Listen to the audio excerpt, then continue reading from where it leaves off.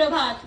परम आदरणीय प्रधानाचार्य महोदया, अन्य अध्यापक वर्ग और मेरे सामने खड़े मेरे प्यारे भाइयों तथा बहनों, मैं काव्या शर्मा 11वीं कक्षा की छात्रा आज गांधी सदन का प्रतिनिधित्व करते हुए आप सभी के समक्ष एक ऐसे विषय पर अपने विचारों को साझा करने के लिए यहाँ पर उपस्थित हुई हूँ जो हमारे राष्ट्र की प्रगति की गाड़ी को धीमा कर चुका है, भ्रष्टाचार।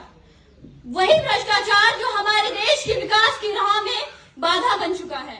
मैं आशा करती हूँ कि आप सभी मेरे विचारों को ध्यानपूर्वक सुनेंगे व मुझसे हुई गलतियों को भी क्षमा करेंगे। भ्रष्टाचार है क्या? भ्रष्टाचार एक ऐसी प्रवृत्ति है जिसमें एक व्यक्ति अपने अवसर, अपने स्थान, अपने पद और अपने अधिकारों का इस्तेमाल समाज के हित के लिए नहीं बल्कि अपने निजी स्वार्थों के लिए करता है या अपने मित्रों या अपने सगे संबंधियों के लाभ के लिए करता है।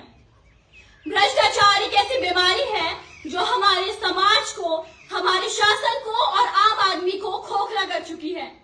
अगर मैं अपने राष्ट्र की तुलना एक वृक्ष से करूं तो मेरे परिप्रेक्ष्य में तो भ्रष्टाचार एक ऐसा दीमक है जो इस वृक्ष की जड़ों को धीरे धीरे खा जाएगा। भ्रष्टाचार एक ऐसी बीमारी है जिसमें समाज में गरीब व्यक्ति और गरीब होता जा रहा है और अमीर व्यक्ति और अमीर होता जा रहा है। भ्रष्टाचार के कई पहलू है। वो भाई भतीजवाद हो सकता है, रिश्वतखोरी, गमन, पक्षपात और गैर कानूनी लाभ भी।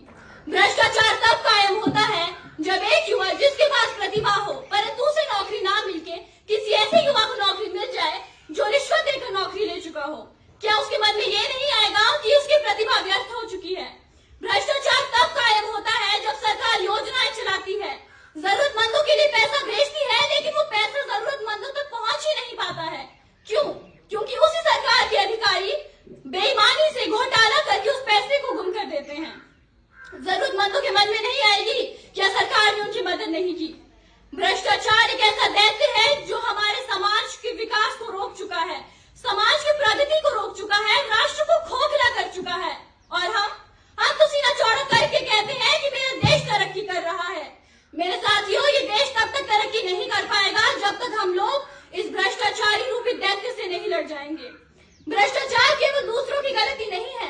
भ्रष्टाचार को हम तब बढ़ावा देते हैं जब सड़क पर चलते हुए ट्रैफिक पुलिस से बचने के लिए चुपके से 100-200 रुपए पकड़ा देते हैं। अपने नैतिक नियमों का उल्लंघन करके हम भी भ्रष्टाचार को बढ़ावा देते हैं। स्कूल की परीक्षाओं में या किसी शिक्षण संस्थान की परीक्षाओं में नकल करके भी हम इसे बढ़ावा दे रहे हैं। भ्रष्टाचार केवल सरकारी दफ्तरों तक ही सीमित नहीं रह चुका है। ये आज कई नए पहलुओं में हमारे चारों ओर उपस्थित है। हम सभी चाहते हैं कि हमारा राष्ट्र भारत एक ऐसा राष्ट्र बने जो कि अपने नैतिक नियमों से परिपूर्ण हो, जिसका विकास एक विकासशील देश बने। परंतु यह बदलाव कोई खुद में नहीं लाना चाहता है। सब मना करते हैं भ्रष्टाचार को, सब विरोध करते हैं इसका। लेकिन अगर इसी भ्रष्टाचार से किसी को नौकरी मिल जाए या किसी का अपना काम जल्दी हो जाए तो कोई इसे मना नहीं करेगा, सब भ्रष्टाचार को बढ़ावा देंगे।